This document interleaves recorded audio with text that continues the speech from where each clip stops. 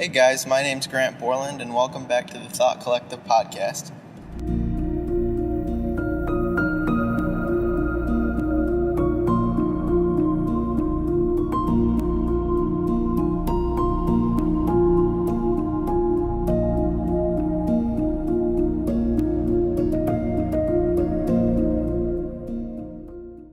Well, first things first, I'd like to say Happy New Year.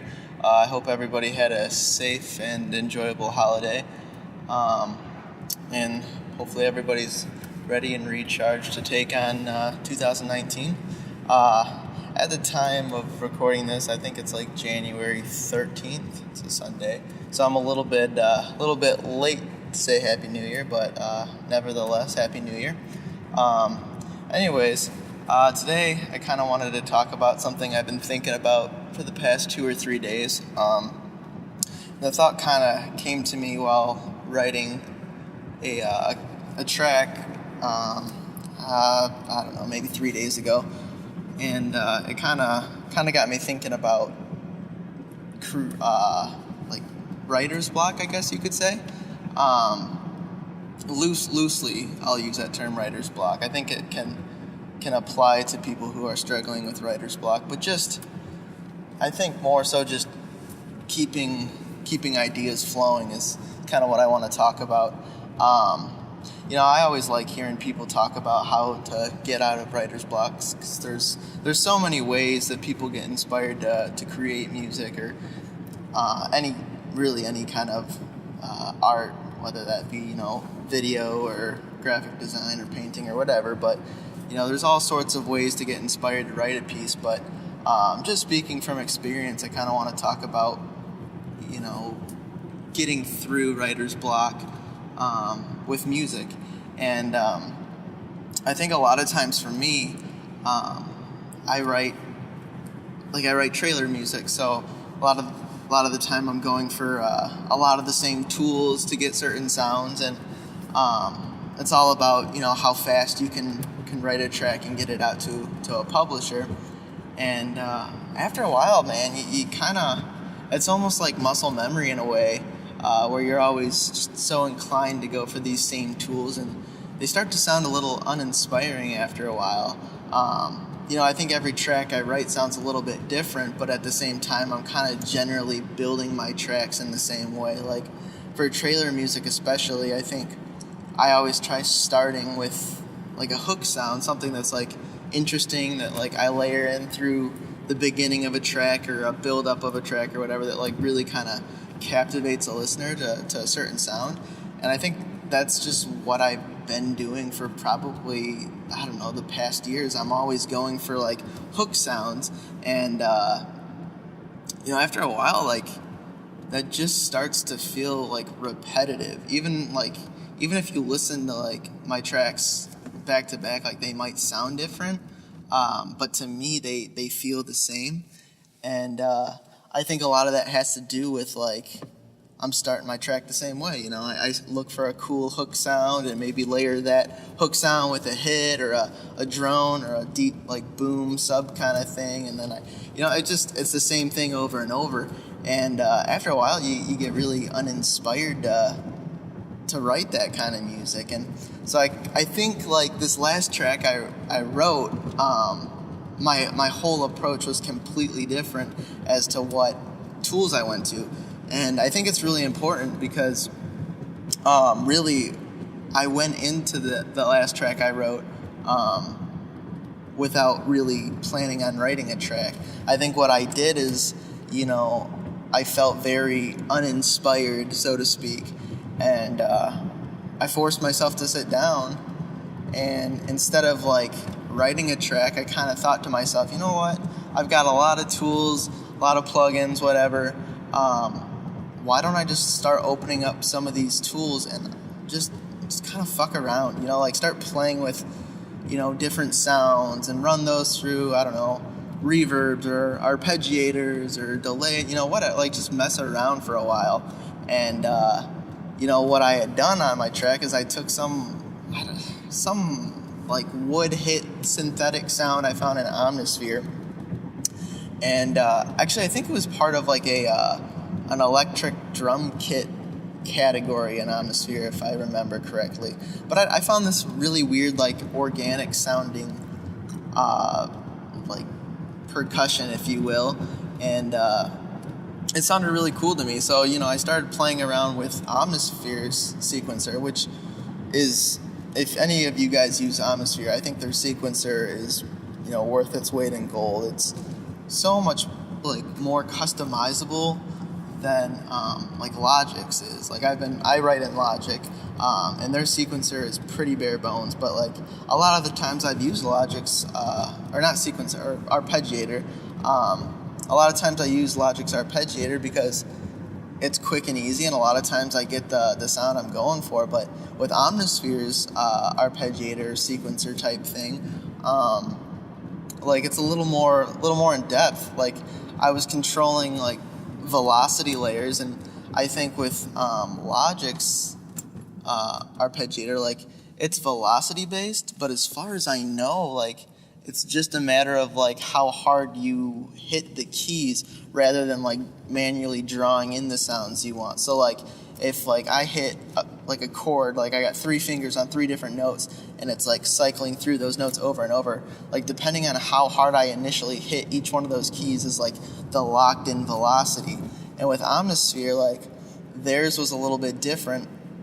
I could go ahead and like, draw in the different steps and like raise or lower the velocity, and so it didn't really matter how hard I hit that key. Like, I was locked into what I had already like pre-programmed, which for me was a little different than what I was used to, and it actually kind of inspired me to like start layering other sounds with that, because the initial like sequence I started putting down was like really, really light velocities, because it's like this wood hit, if you will, from Omnisphere, like, sounded really, really cool and like ticky at low velocities or whatever. Kind of reminded me a little bit of like clock ticks. And I know with trailer music that was kind of a trend over the past years. Like, every track's like got this clock tick over and over and over to build tension.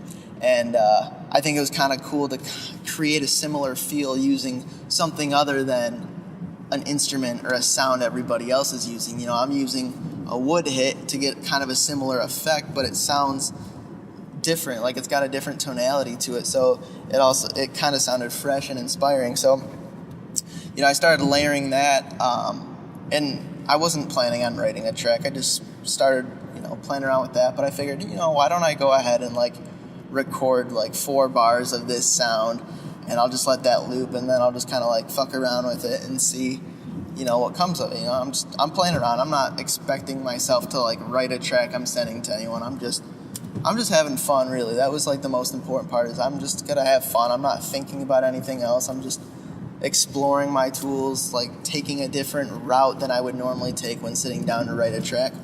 And the thing is like, after I got that first loop down and I listened to it, I started like playing around with other sounds in Omnisphere, and I had this weird arpeggiated thing going with some other elements, and then I started bringing in some contact libraries. There's a library by a guy named Daniel James called Project Bravo. I think that's the one I went to. He's got Project Alpha and Project Bravo, and I think I was playing around with Bravo for the track I was working on, but I was going through some of his like pre-made arpeggiated things, and like, if you guys know, or if you guys have ever listened to like Daniel James before, like, he's really known for like his hybrid sound, so like a lot of glitchy like electronic elements behind like a big orchestra, and so like his sample libraries that he's released are really, really geared toward that like glitchy synthetic sound. So I was playing around with some of the arpeggiated stuff in there, and I started layering in that with my like organic wood sounds from Omnisphere, and it really had like a kind of cool contrast to it, because it sounded like organic, but there was also like this element of like modern production to it, and that was kind of like a cool sound for me too.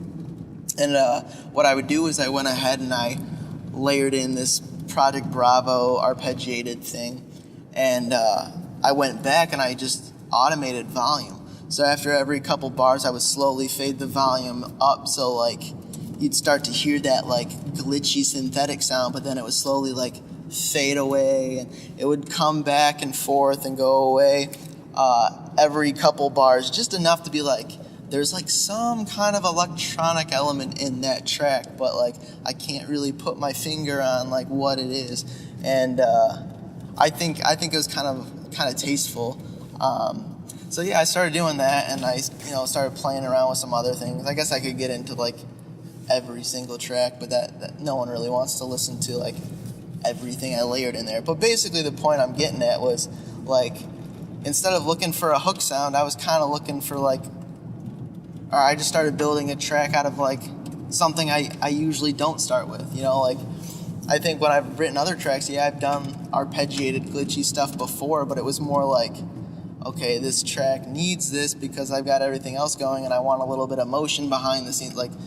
But usually it was kind of like an afterthought with most pieces of music I wrote. So to start with something I usually don't start with, and then building a track around that, like really gave me a fresh experience or whatever. I guess I don't know what I'm trying to say, but so I guess like really, it's really important to like let yourself just play with gear once in a while, instead of like feeling forced, like, oh, I've got to get this piece of music out, or like you've got that pressure to always like quickly create and put out. Like you start to get locked into your certain way of writing, and sometimes it's nice to just take it slow, like take a deep breath and just let yourself play around with things. I think that's kind of part of the reason why I kind of fell into music production and writing music, because I loved the freedom I had to just kind of do whatever I wanted. Like if I wanted to like scream into a microphone and run that through auto-tune or something like that, like that's a horrible idea and it's a horrible example, but you know what I mean? Like there's no wrong way to do something, like, and that's where I felt like most creative and I had the most fun, is just playing around. Like I don't know, I think things get stale after a while when you're using the same tools over and over and over.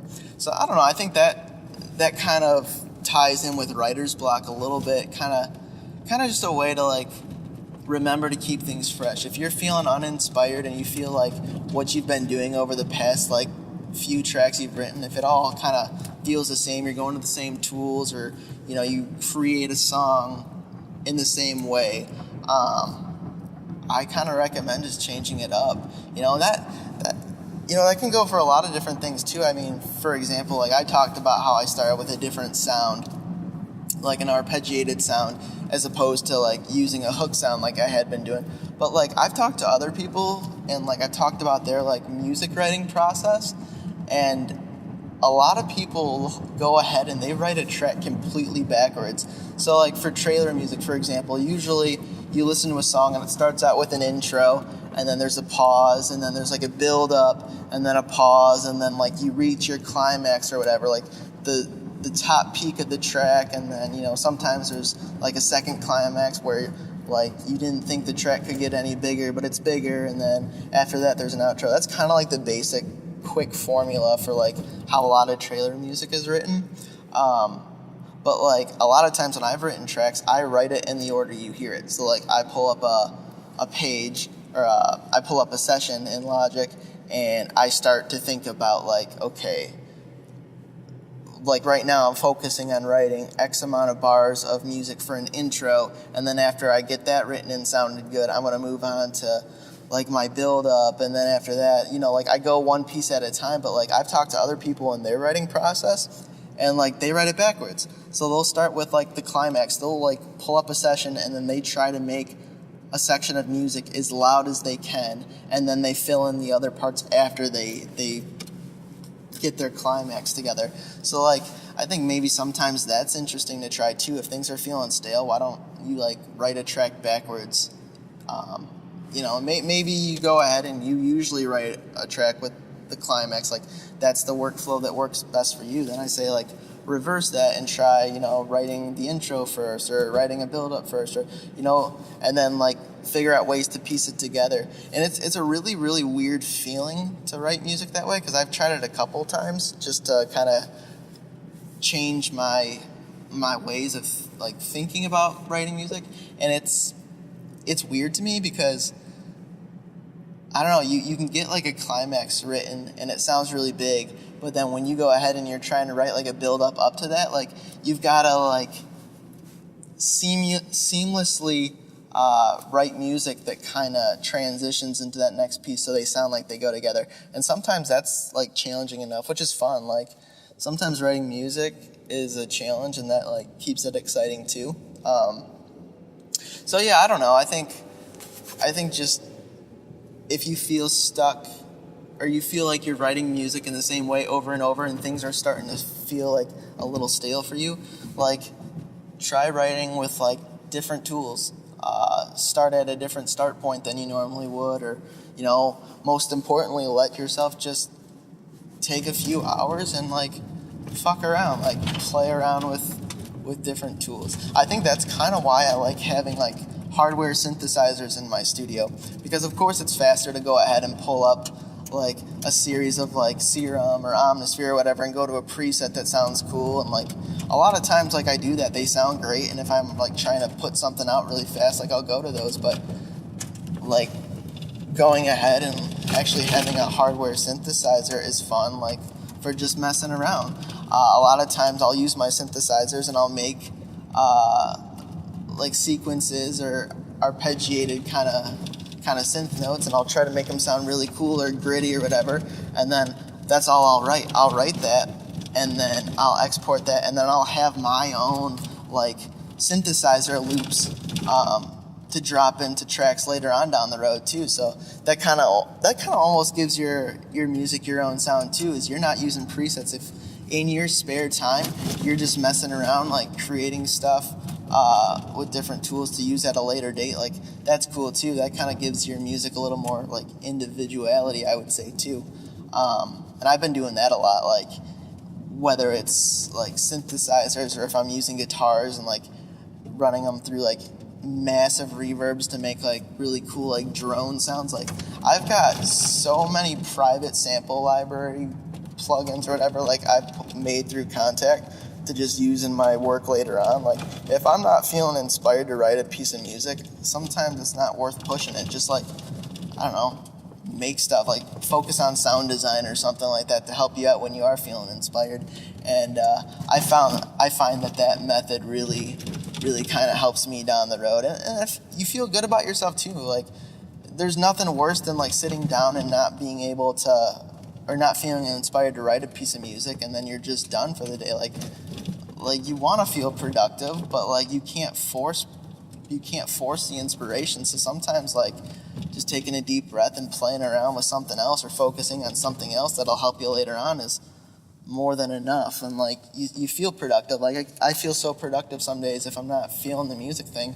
I just take my little like hand recorder and I go out and I'll record things around my apartment, or I'll go to like a coworker's house and we'll like shoot guns or something like that, and I'll record all those sounds. Actually, like I've done that once. We went out to a coworker's house and we were like firing just a bunch of weapons, and I was sitting there recording them all. I took them home and I was processing all those gunshots and whatnot, and I was coming up with like awesome impacts and slams and stuff like that like are constantly making their way into my tracks today. Like I've gone ahead in my apartment, like my girlfriend's bike has like a bike bell on it. I've gone ahead and I've just recorded the little ding on the bike bell. I run that through like Sound Toys plugins or something like that, and like that bike bell like gets stretched out and it sounds like a scary like synthetic scream that like is awesome for like horror tracks. So I don't know, like you start doing that kind of stuff, like doing kind of the song prep beforehand. I don't know, you start to feel inspired, and I think that kind of gives you your own sound. Like your music starts to be a little more you. You put a little bit more of yourself in your music rather than using sounds like you've heard from like 10,000 other composers. You know, like everybody knows, like I think every composer, especially like trailer composer, can sit there and like watch a trailer and be like, oh, like there's a hit from Gravity, or there's a drum loop from Damage, or something. You know, like you start to like pick out those kind of things. I can't tell you how many times I've done that. I'd be like, oh, I've got that sound, or I've got that sample or whatever. And not even trailer music. I see people talk about it all the time with other kind of music. Like they'll hear a song and they're like, hey, I got that sample or whatever. And I think that's just the funniest thing. So I think it's to your benefit to kind of make your own sounds on top of that to kind of make your sound your own. But yeah, I've been rambling for a while. But yeah, I guess I'll end it there. I hope that kind of inspires someone, or if someone's feeling stuck, I kind of hope that kind of gives them a different perspective on how they should approach their next track. I think most importantly, just don't take it too seriously. Just let yourself have fun. I guess be a kid about it, for lack of a better analogy.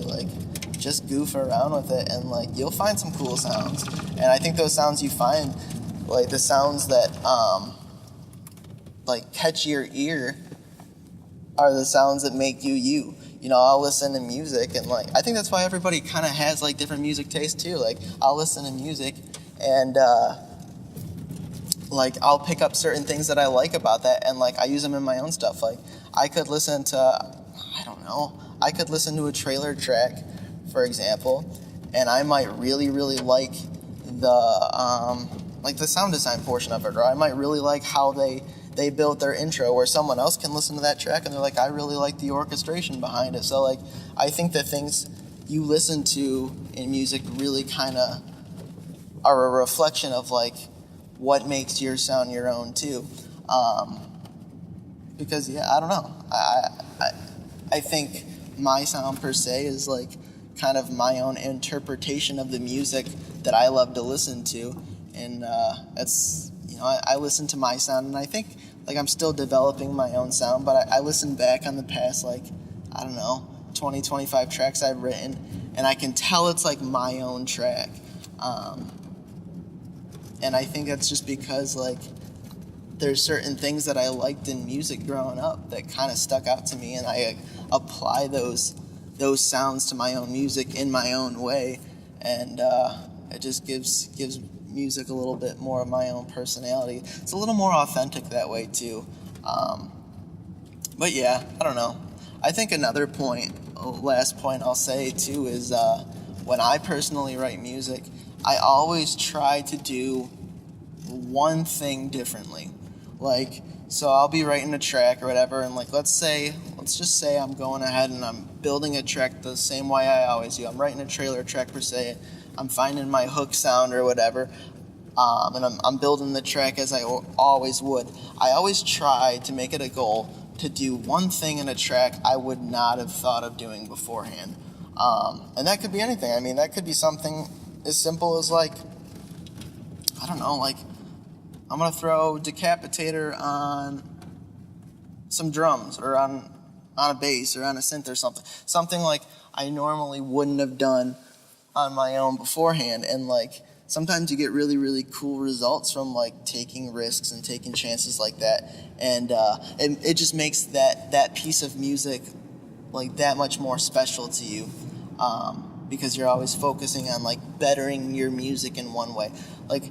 If I'm not even sitting down writing music, I'll be at work or something, I'll always write music in my head. It just kind of pops in my head. Last Friday, I went ahead and I had a song in my head that I just came up with. So I quickly tried writing down my ideas of what I was thinking of, so I could go back later and start recording that. But a lot of times I'll get songs in my head like that, and I'll notice that my brain wants to go for certain trends. They want to go to certain chord patterns or whatever, certain percussion lines or fills or whatever. I think my brain, or anyone's brain, is kind of wired to think in a similar way. So it's important when you take those ideas and you put them into your DAW, your recording setup, and you start flushing out a track. It's important to take those ideas, and yeah, it might be fine.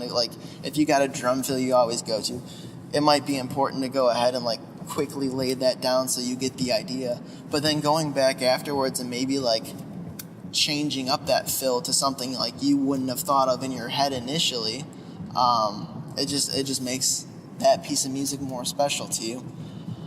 So I don't know. Yeah, I hope me rambling about ways I get out of writer's block or ways I inspire myself kind of helps you if you're stuck on a track right now. I always love hearing people's ways of getting out of writer's block. Like, I've got things like there's this card set I have from an artist named Brian Eno. It's called Oblique Strategies by Brian Eno, and there's another guy, I can't think of his name. There's two guys, but Brian Eno's the guy I know, and basically it's a card set of like really, really out there ideas, and it's fun to sometimes just take one of those random cards, read it, and then like it'll give you an idea on like how to write a song. Like, I don't know. So like sometimes I've read about that, so I bought a set of those cards.